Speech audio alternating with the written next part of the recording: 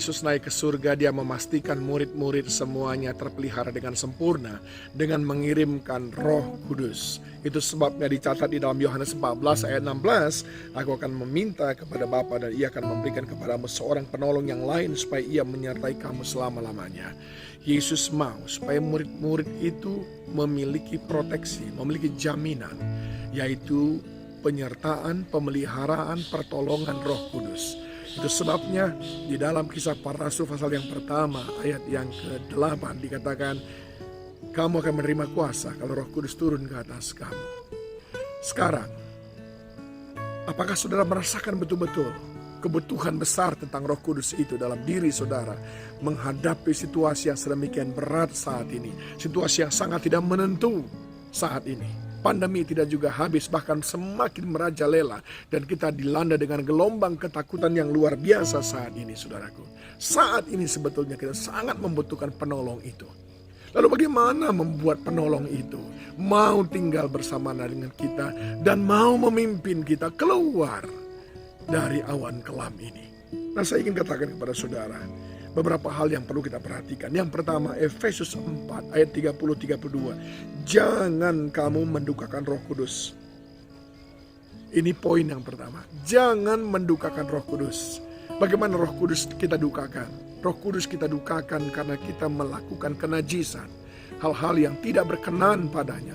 Hal-hal yang merendahkannya. Hal-hal yang melecehkannya. Yang tidak menghargai eksistensinya. Dia adalah Roh yang kudus dan dia mau supaya kita hidup kudus. Justru yang paling membuat dia berduka adalah ketika kita ada dalam kubangan yang kotor, yang najis, tetapi kita berpura-pura seolah-olah kita kudus. Roh Kudus sangat didukakan, saudaraku.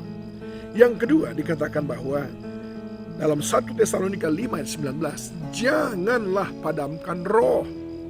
Ini berbicara tentang kita tidak boleh meremehkan roh yang ada dalam diri kita, bahwa dia adalah roh yang paling besar, sebab di dunia ini tidak ada roh yang lebih besar daripada Roh Kudus yang ada dalam diri kita. Tapi sering sekali kita kalah sebelum berperang, kita penuh dengan ketakutan, kekhawatiran. Saya mau katakan kepada saudara, ketika saudara khawatir, saudara meremehkan Roh Kudus yang ada dalam diri saudara. Saudara memadamkannya. Semestinya saudara punya banyak karunia-karunia roh, tetapi saudara tidak mau mengeluarkannya. Saudara akhirnya memadamkannya.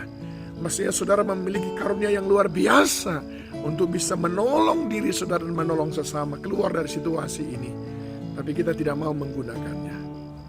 Itu adalah memadamkan roh. Ingat yang pertama tadi, mendukakan Roh Kudus. Yang kedua, memadamkan Roh Kudus. Dan yang ketiga,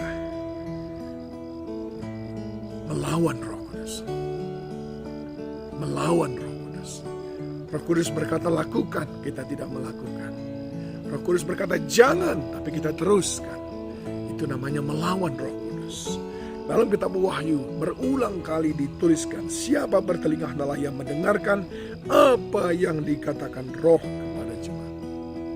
Kita perlu mendengarkan Roh Kudus itu, mentaatinya, mengikutinya, bukan melawannya. 3 hal ini membuat Roh Kudus tidak bisa menjadi bagian daripada kita untuk selanjutnya menolong kita, menyertai jalan-jalan hidup kita, dan memperlengkapi kita dengan kuasa. Saudaraku, mari ingat, jangan dukakan Roh Kudus dengan cara hidup kita yang sia-sia, dengan cara hidup kita yang tidak benar. Yang kedua, jangan padamkan roh dengan rasa takut, rasa khawatir, dengan kepahitan, kebencian. Jangan padamkan roh, tapi mulai saudara aktifkan karunia-karunia Roh Kudus dalam diri saudara. Dan yang ketiga, jangan melawan Roh Kudus, tapi dengarkan apa yang dia katakan. Izinkan tanganmu itu terulur kepadanya, dan dia menuntunmu dari satu tahapan ke tahapan berikutnya. Dia, Roh Kudus Sang Penolong. Dialah yang menolong kita untuk keluar dari masa-masa yang sukar ini. Saya sangat percaya. Bagaimana dengan saudara?